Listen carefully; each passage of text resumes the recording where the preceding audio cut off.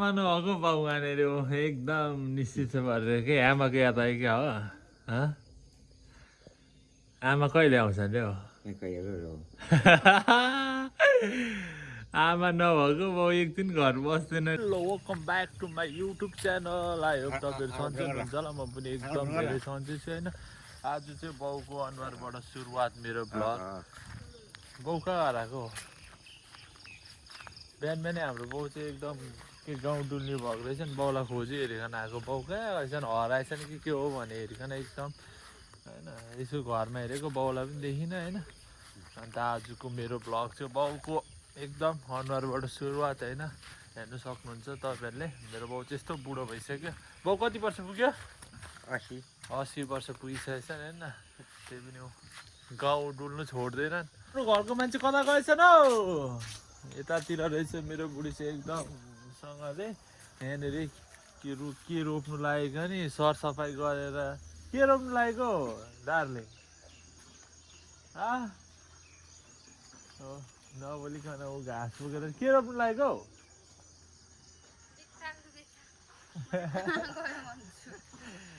बिस्ताको भन्दैछ होइन।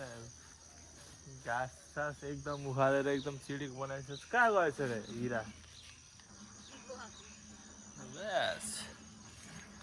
वाह एकदम राम्री भएर आज चाहिँ एकदम खेतीपातीमा ध्यान जाँदैछ मेरो बुढीको चाहिँ हो।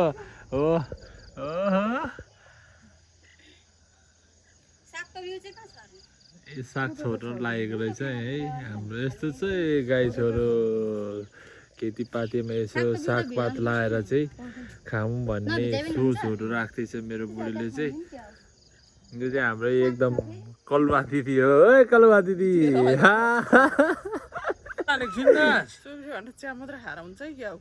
अब यसो वर्ष दिनमा यसो घर आउँछु चिया पका भन्दा पनि छैन। चिया कहाँबाट ल्याउनु दुध भन्छ के भन्नु अब। भुइसी पालेको छु नि अन्त हो। चिया बनाउ छिटो।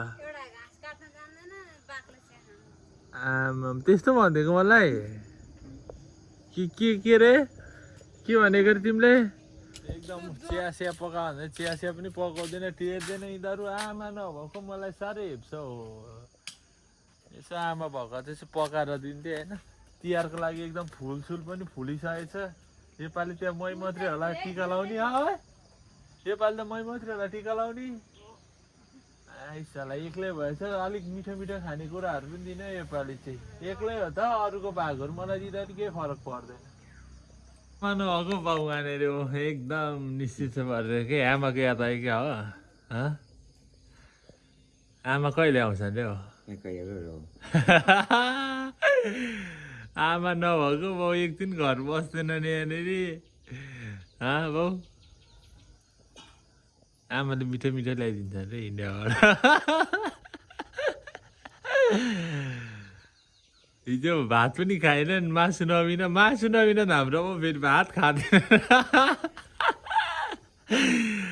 साग पनि पकाएको, हिजो साग भात खाएनन्, एकदम मासु छैन। दसैँ सक्यो त।